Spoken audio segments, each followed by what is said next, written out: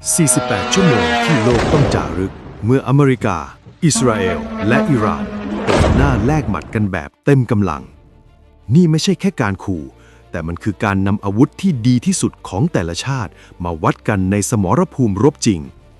วันนี้เราจะมาผ่าสเปค เจาะลึกอาวุธและยุทธวิธีของทั้ง3ชาติแบบหมดเปลือก ใครใช้อะไร จุดเด่นคืออะไร ไปดูกันครับ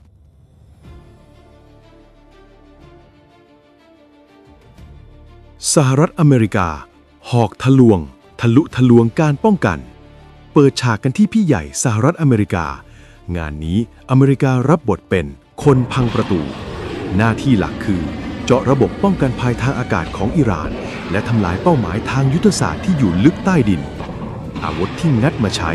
เรียกได้ว่าเป็นระดับท็อปเทียร์ทั้งหมด B-21 Raider B-21 Raider เครื่องบินทิ้งระเบิดยุคที่ 6 สิ่งที่ทำให้ B-21 น่ากลัวไม่ใช่แค่รูปร่างที่เหมือนจานบิน แต่มันคือวัสดุดูดซับคลื่นเรดาร์หรือ RAM เจเนอเรชันใหม่ล่าสุดที่ทำให้เครื่องบินปีกกว้างกว่า 40 เมตรลำนี้มีค่าพื้นที่หน้าตัดเรดาร์เล็กเท่ากับยุงตัวหนึ่งเท่านั้น เมื่อมันบินเข้าสู่น่านฟ้าอิหร่านเรดาร์จะไม่เห็นอะไรเลยนอกจากสัญญาณรบกวนจางๆหน้าที่ของมันคือการแบก GBU-57 MOP โคตรระเบิดเจาะบังเกอร์น้ำหนัก 14 ตันที่สร้างจากเหล็กกล้าผสมพิเศษทิ้งลงมาจากระดับความสูง 40,000 ฟุตปล่อยให้แรงโน้มถ่วงสร้างพลังงานจนมหาศาลเจาะทะลุชั้นหินและคอนกรีตเสริมเหล็กหนาถึง 60 เมตรก่อนที่ชนวนหน่วงเวลาจะจุดระเบิดสังหารเป้าหมายใต้ดินให้ราบคาบ F-15EX Eagle II สุดยอดรถบรรทุกขีปนาวุธมองผิวเผินมันคือ F-15 หน้าตาเดิมๆแต่ไส้ในคือมอนสเตอร์ F-15EX ติดตั้งระบบสงครามอิเล็กทรอนิกส์ EPAWS แบบที่ทันสมัยที่สุดมันสามารถประมวลผลรอบทิศทางแบบ 360 องศาและปล่อยคลื่นรบกวนกลับไปหลอกเรดาร์อิหร่านได้แบบเรียลไทม์จุดเด่นที่สุดคือโครงสร้างปีกแบบใหม่ที่รับน้ำหนักได้ถึง 29,500 ปอนด์ทำให้มันแบกขีปนาวุธอากาศสู่อากาศได้สูงสุดถึง 12 ลูกหรือแบกอาวุธความเร็วเหนือเสียงขนาดใหญ่ยิงจากระยะไกลได้สบายๆนี่คือฐานยิงจรวดลอยฟ้าที่มีความเร็วทะลุมัค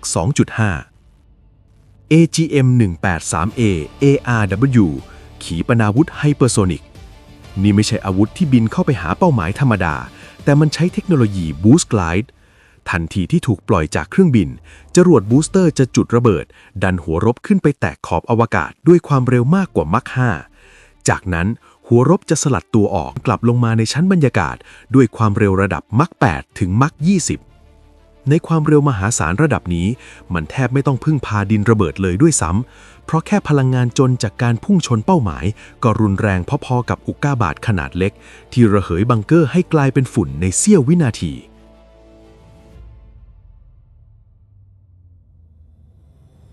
อิสราเอลโล่เหล็กและมีดผ่าตัดมาต่อกันที่อิสราเอลชาติที่ต้องรับบทหนักที่สุดในการเป็นโล่ป้องกันการโจมตีและในขณะเดียวกันก็เป็นมีดผ่าตัดที่เข้าไปเด็ดหัวเป้าหมายสำคัญ F-35I อาเดียแฮกเกอร์ติดปีก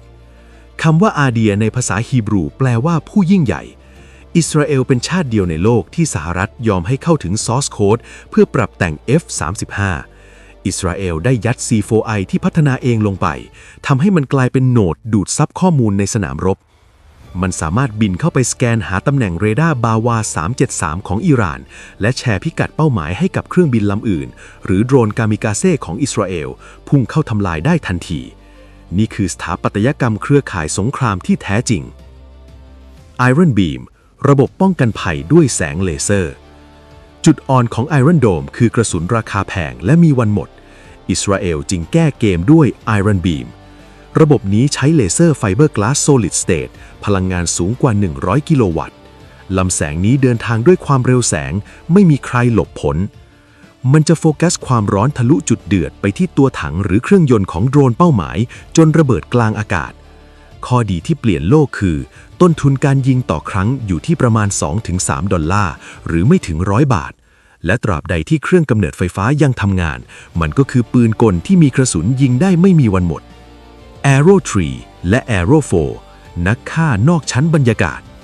เมื่ออิหร่านยิงขีปนาวุธข้ามทวีปมันจะบินโค้งออกไปนอกชั้นบรรยากาศโลก Arrow 3 ถูกออกแบบมาให้ยิงจรวดสกัดขึ้นไปดักรอในอวกาศโดยใช้เทคโนโลยี Hit to Kill อาศัยความแม่นยำระดับมิลลิเมตรพุ่งชนเป้าหมายด้วยความเร็วสัมผัสมหาศาลส่วน Arrow 4 รุ่นใหม่ล่าสุดถูกเพิ่มปีกขนาดเล็กเข้ามาเพื่อใช้รับมือกับขีปนาวุธไฮเปอร์โซนิกที่ชอบหักเลี้ยวหลบหลีกโดยเฉพาะ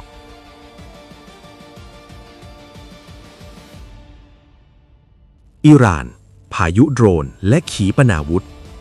ฝั่งอิหร่านก็ไม่ได้ยอมเป็นเป้านิ่งพวกเขาตอบโต้ด้วยยุทธวิธีที่เรียกว่า saturation attack หรือการโจมตีแบบหมาหมู่สาดอาวุธทุกอย่างที่มีเข้าไปพร้อมกันหมดเพื่อให้ระบบป้องกันของอิสราเอลโอเวอร์โหลดชาเฮด 136B ชาเฮด 136B ฝูงโดรนปลีชีวิตอย่าดูถูกความเรียบง่ายของมันชาเฮด 136B คือโดรนทรงปีกสามเหลี่ยมเพื่อหลบการตรวจจับของเรดาร์พื้นดินในรุ่นอัปเกรดนี้อิหร่านได้ติดตั้งเสาอากาศแบบ CRPA ทำให้มันทนทานต่อการถูกแจมสัญญาณ GPS ขั้นรุนแรงแม้อิสราเอลจะปล่อยคลื่นรบกวนแต่มันก็ยังสามารถบินเกาะฝูงพูดคุยกันเองผ่านเครือข่าย Mesh Network และพุ่งชนเป้าหมายด้วยหัวรบขนาด50กิโลกรัมได้อย่างแม่นยำฟัตตา2ขีปนาวุธไฮเปอร์โซนิกอาวุธที่สร้างความตื่นตระหนกให้ตะวันตกมากที่สุดฟัตตา2ไม่ใช่แค่จรวดที่บินเร็วแต่มันคือขีปนาวุธที่ติดตั้งหัวรบแบบ HGV ตัวหัวรบมีเครื่องยนต์เชื้อเพลิงเหลวขนาดเล็กในตัวเมื่อบินเข้าสู่ช่วงโค้งสุดท้ายก่อนกระทบเป้าหมายด้วยความเร็วระดับมัค13ถึงมัค15มันสามารถจุดระเบิดเครื่องยนต์เพื่อกระชากหักเลี้ยวทิศทางกระทันหันได้ทำให้สมการการคำนวณจุดตกของเรดาร์สกัดการฝั่งอิสราเอลพังทลายลงทั้งหมดคอรามชาฮาโฟหรือไคบาขีปนาวุธพิสัยไกลหัวรบหนักขีปนาวุธเชื้อเพลิงเหลวที่เตรียมการยิงได้เร็วมาก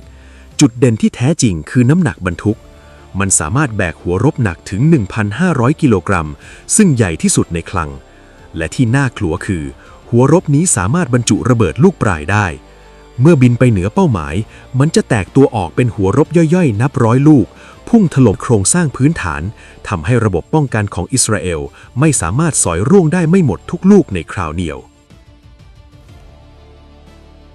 ในมุมหนึ่งเราเห็นความพยายามในการใช้คุณภาพและความแม่นยำขั้นสุดยอดจากเทคโนโลยีล่องหนและเลเซอร์สกัดกั้นของสหรัฐและอิสราเอล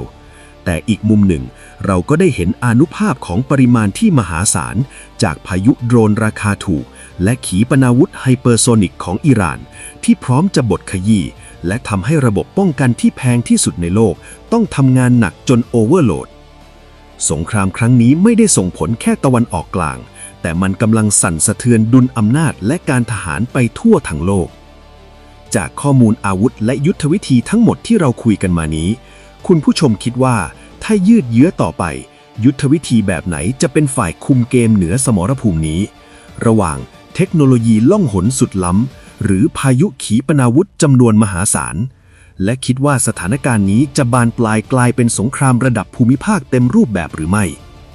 ถ้าใครชอบเนื้อหาเจาะลึกยุทโธปกรณ์และภูมิรัฐศาสตร์แบบจัดเต็มแบบนี้อย่าลืมกดไลค์กดแชร์และกด Subscribe พร้อมเปิดกระดิ่งแจ้งเตือนไว้ด้วยนะครับจะได้ไม่พลาดการวิเคราะห์สถานการณ์โลกในคลิปต่อไปสำหรับวันนี้ผมต้องขอตัวลาไปก่อนขอบคุณและสวัสดีครับ